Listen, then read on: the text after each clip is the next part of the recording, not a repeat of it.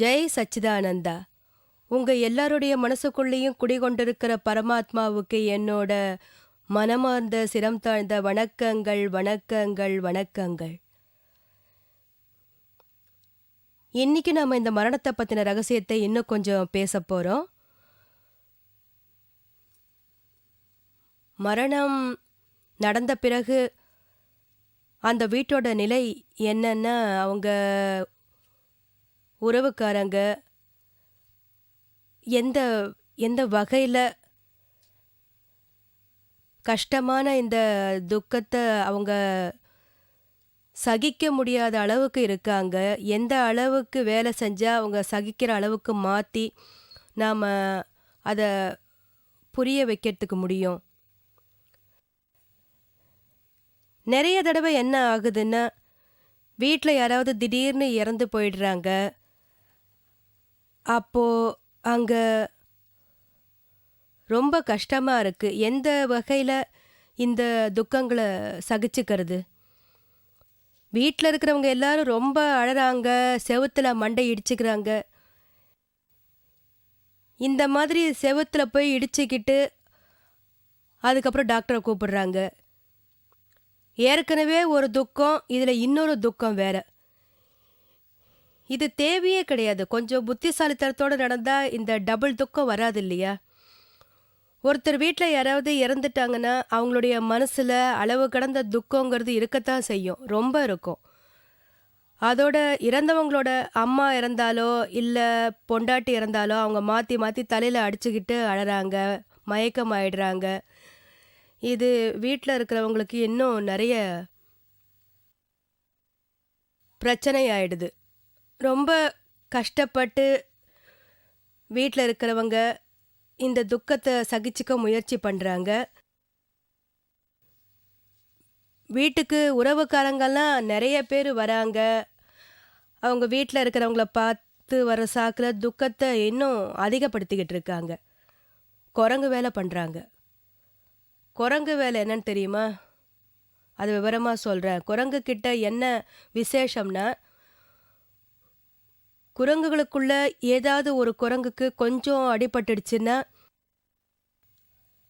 அப்போ அதில் ஒரு குரங்கு வந்து இந்த அடிப்பட்ட குரங்குக்கு வைத்தியம் பண்ணுற சாக்கை வச்சுக்கிட்டு அந்த காயத்தை இன்னும் கொஞ்சம் டீப்பானதாக மாற்றி விட்டுடும்.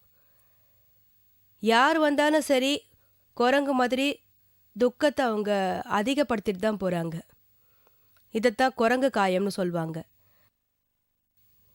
யாரோட ஹஸ்பண்டாவது இறந்துட்டா பொண்டாட்டிக்காக துக்கப்படுறவங்க அதிகமாக இருப்பாங்க. நாம் எப்படி இருக்கோமோ இல்லையோ அவங்கள போய் டென்ஷன் படுத்திக்கிட்டு தான் இருப்போம். அடடா, ஐயோ பாவம், இந்த சின்ன வயசில் விதவை ஆயிட்டாளே, இனிமே இவ என்ன பண்ணுவா, இவளுக்குன்னு இப்போ யார் இருக்காங்க, இவளுக்கு பாவம் 1.5 வயசில் ஒரு பொண்ணு இருக்குது, அவளுக்கு என்ன செய்ய போகிறா, அவளை யார் வாழ வைக்கிறது, யார் படிப்பு சொல்லி கொடுக்கறது, இவ்வளோ நல்லா படித்தவ, அப்படி இருந்தாலும் இவளுக்கு யாருமே கிடையாதே, பாவமாச்சே இவங்க மாமியார் மாமனார் கூட இனிமேல் இவளை கவனிக்க மாட்டாங்க, மாமியார் சரியான ஒரு ராட்சசி, இந்த மாதிரி சொல்லி அந்த விஷயத்தில் இன்னும் கொஞ்சம் எரியிற கொள்ளியில் எண்ணெயை ஊற்றுற மாதிரி சொல்லிக்கிட்டு இருப்பாங்க. இது ரொம்ப கைவந்த கலை. இந்த வகையில் செய்யக்கூடாது. படித்தவங்கெல்லாம் உலகத்தை புரிஞ்சுக்கிட்டவங்க இந்த மாதிரி செய்யக்கூடாது. எல்லாத்துக்கும் மேலே அவங்களுக்கு ஆறுதலை தான் சொல்லணும். அவங்களுக்கு நம்ம தைரியத்தை கொடுக்கணும். எப்படி அவங்கள இங்கே வந்திருக்கிற நிலையிலேருந்து வெளியில் கொண்டு வரணும்னு நாம் பார்க்கணும். அவங்கக்கிட்ட இதை பாருமா, நாளைக்கு உன் பையன் பெரியவன் ஆகிடுவான், அவனை பெரிய இடத்துல நான் படிக்க வைக்கிறேன் அப்படிங்கிறது எல்லாரும் சொல்கிறது ஒரு விஷயம் தானே. இவன் உங்கள் பையன், இவனை சுதந்திரமாக நீங்கள் வளர்த்து நல்ல வகையில் இருக்க வச்சு நல்ல ஆளாக பெரியவனாக அவனை ஆளாக்கணும் அப்படிங்கிறத தைரியத்தை அவங்களுக்கு நாம் கொடுக்கணும்.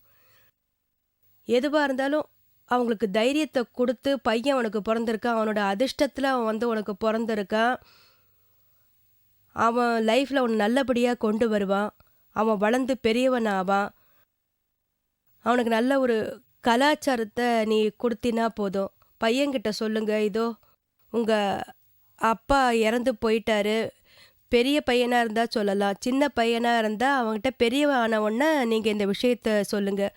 "இத பாருப்பா, நீ கவலைப்படாத. உங்க அப்பா இறந்து போயிட்டா என்ன? நான் உங்க அம்மா உயிரோட இருக்கேனே. நான் அம்மாவா இருந்தாலும் உன்னை அப்பா ஸ்தானத்துல நான் பார்த்துக்குவேன். நீ கவலைப்படாதன்னு" அவன்கிட்ட சொல்லுங்க. அப்பதான் அவனுக்கு தைரியம் வரும். ஒருவேளை இந்த அம்மாவே சும்மா மார்ல அடிச்சுக்கிட்டு அழுதுகிட்டு இருந்தாங்க அப்படின்னு சொன்னா, அப்ப அந்த குழந்தையோட கதி என்ன ஆகுறது? அதனால நெகட்டிவா நீங்க பார்க்காதீங்க. இனிமே என்ன ஆகுமோ, என்ன செய்ய போறோமோன்னு நெனச்சுக்கிட்டு இருந்தா துக்கம் அதிகமாகும். மல்டிப்ளிகேஷன் தான் இருக்கும். நீங்க பாசிட்டிவா இருக்கிறதுனால துக்கம் கம்மியாகும். பகவான் மகாவீரரோட ஒரு சித்தாந்தம் இருக்கு. மிகப்பெரிய சித்தாந்தம். சரியா?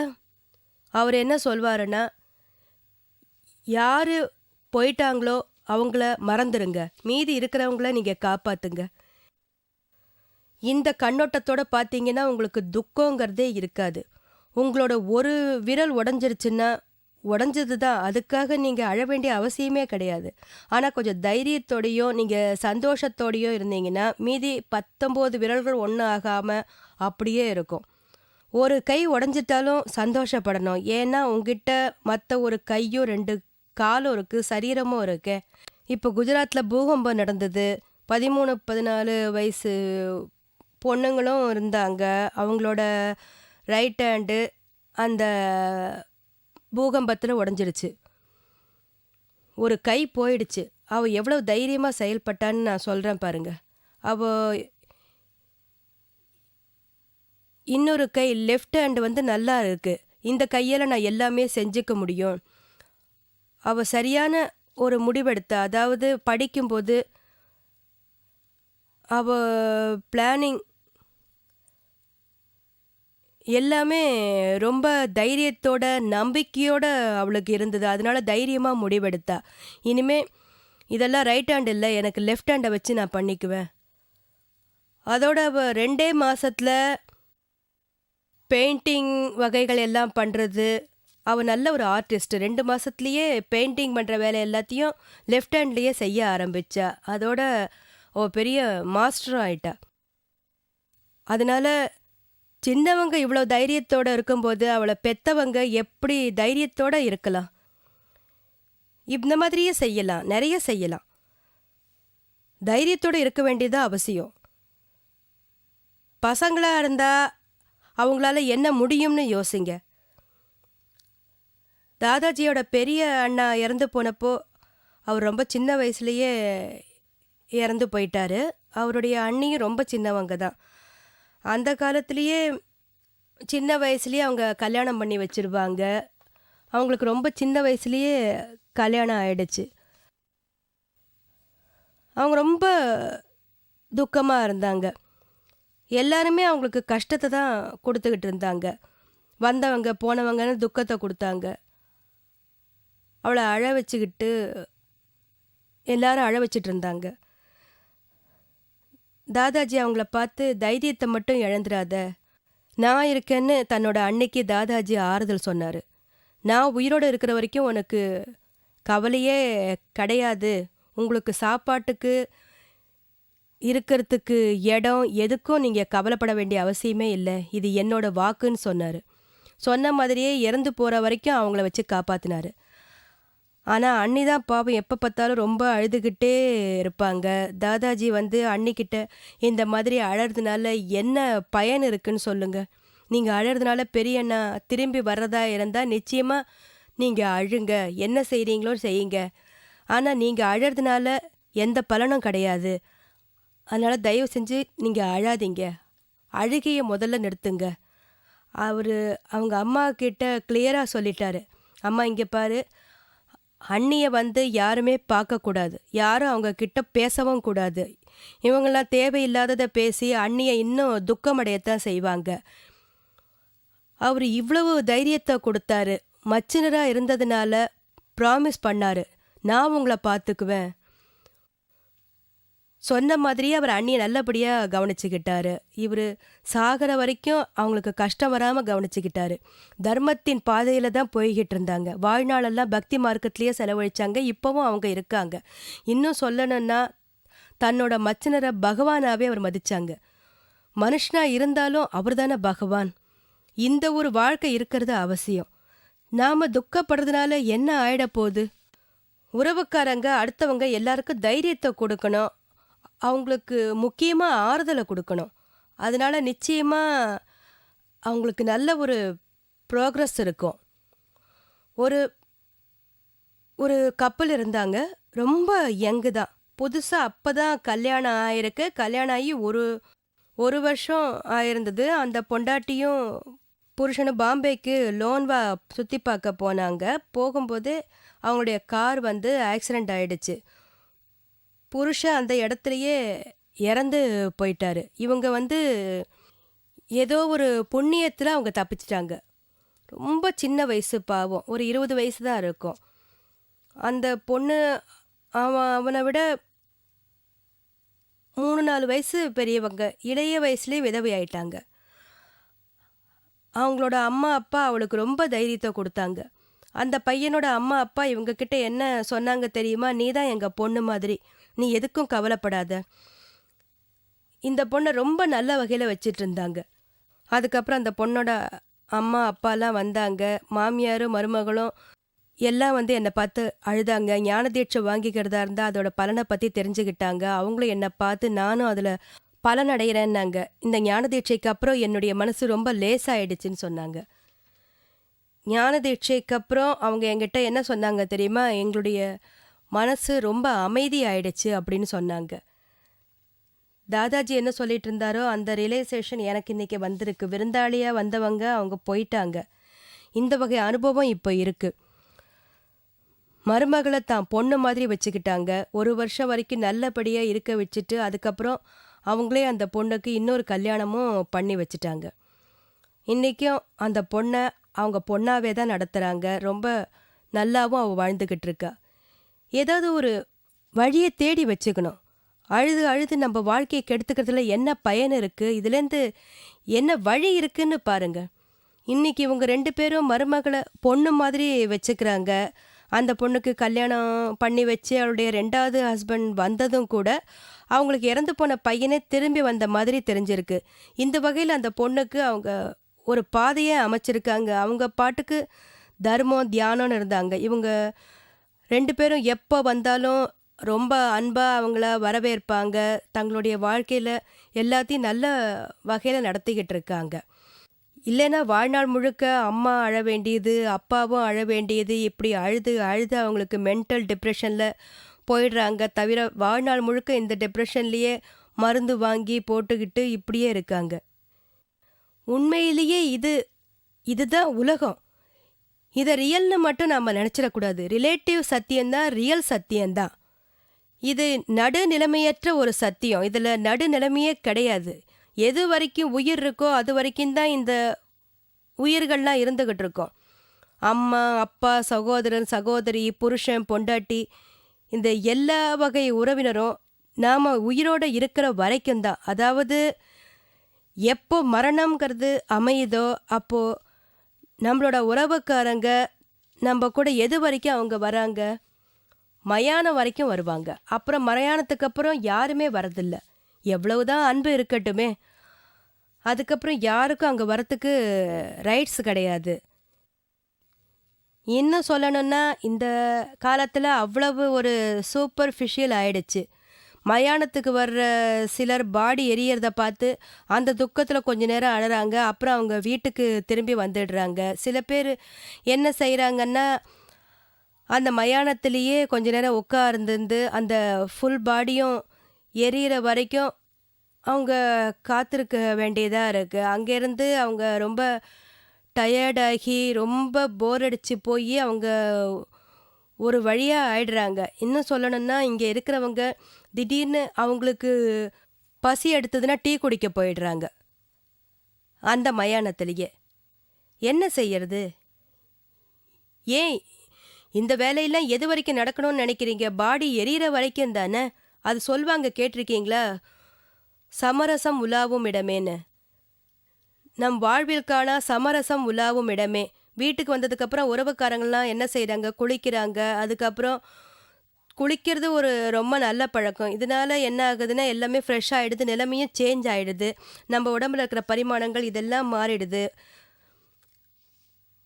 மயானத்தில, டெட் பாடியில இருக்கிற பரிமாணங்கள் நம்ப மேல வருது. நம்ப மேல வர்றதோட எல்லாமே ஒட்டிக்கிது. இதெல்லாமே குளிக்கிறதுனால நம்மளுக்கு ஃப்ரெஷ்ஷா மாறி போயிடுது.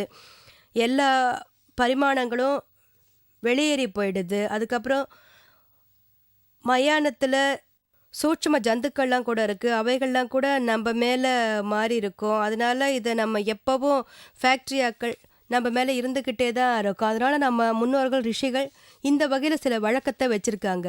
இறந்ததுக்கு அப்புறம் உறவுக்காரங்கலாம் காரியங்கள ஃபினிஷ் பண்ணும்போது, அதாவது அந்த டெட் பாடி எரியும்போது வர்ற புகையெல்லாம் போகணும்னு வீட்ல வந்த உடனே அவங்க குளிக்கிறாங்க.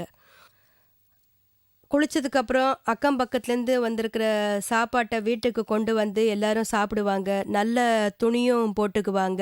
வயிறு முட்ட சாப்பிட்டதும் எல்லாரும் நல்லா தூங்க ஆரம்பிச்சுருவாங்க.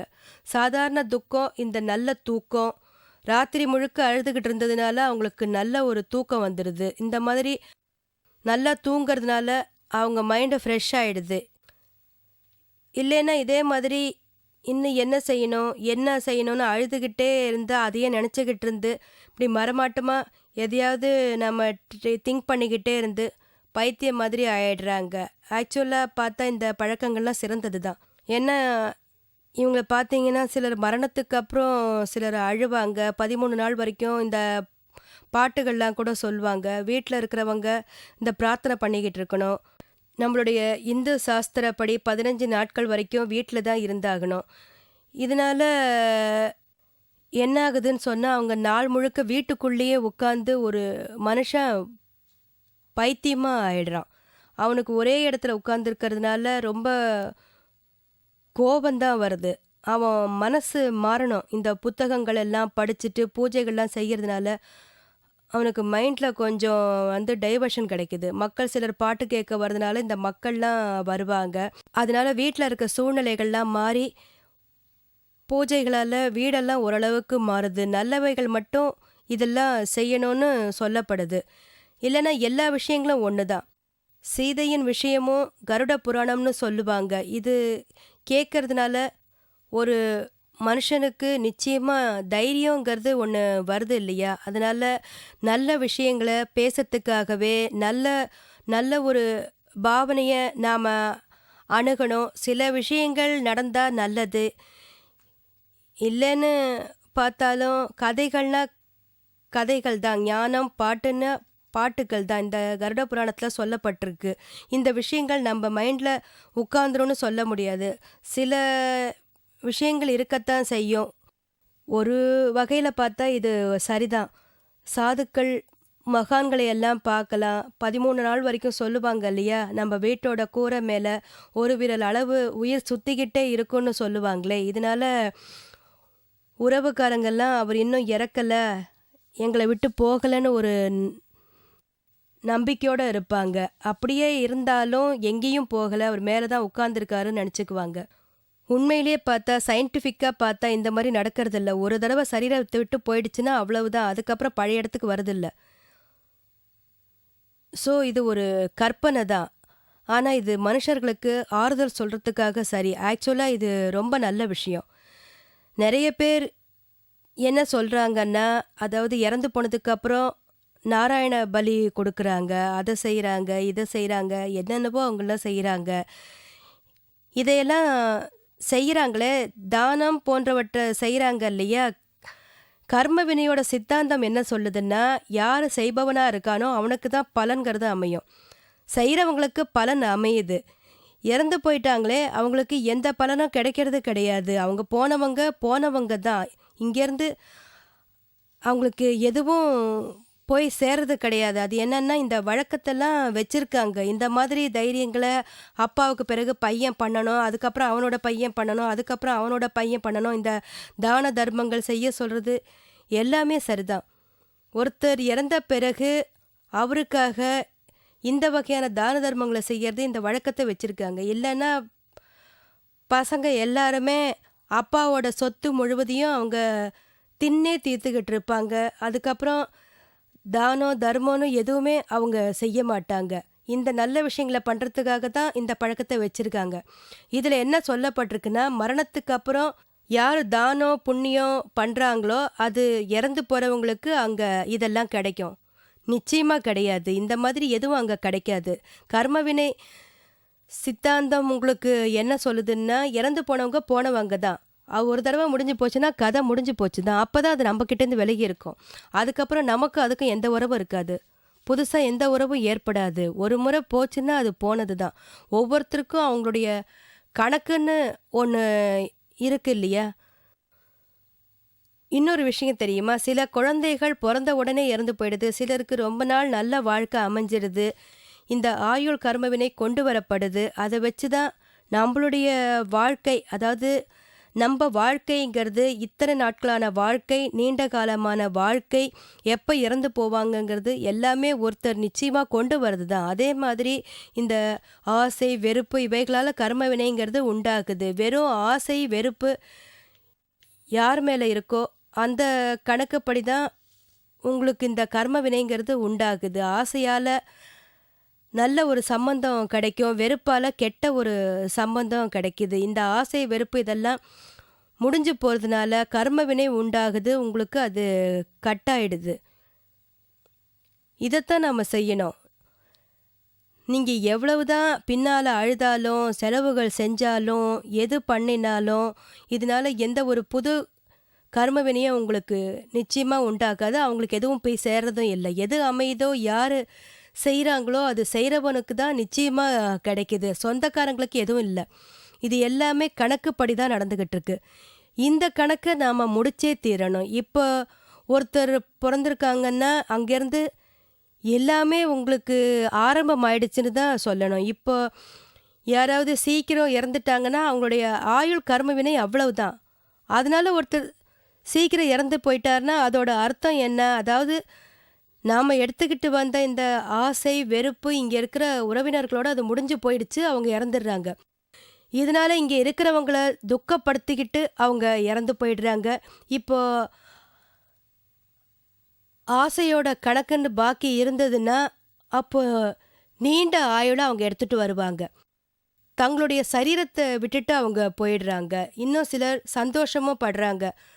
அதே மாதிரி தாத்தா, பாட்டி இவங்கெல்லாம் வயசாகி இருக்கும்போது வீட்டில் இது ஒரு கல்யாணம்னே சொல்லுவாங்க. கல்யாண சாவுன்னு சொல்லி இன்னும் ரொம்ப சந்தோஷமாக இருப்பாங்க. ஏன்னா இவங்க இங்கே பாடியை விட்டுட்டு போயிட்டாங்க இல்லையா? அதனால இப்போ இவங்களோட கணக்குப்படி இவங்களோட செயல்கள் தான், இவங்களோட செய்கைகள் தான் நடந்துக்கிட்டு இருக்கு. இதோட மரணம், ஜனனம் எல்லாமே எப்படி, அதாவது நம்மளுடைய இந்த மேலுறையானது, அதாவது அதை நம்ம கழட்டி வச்சுட்டு நாம் வேற உரைய போட வேண்டியது தான் இதோட வகையில தான்.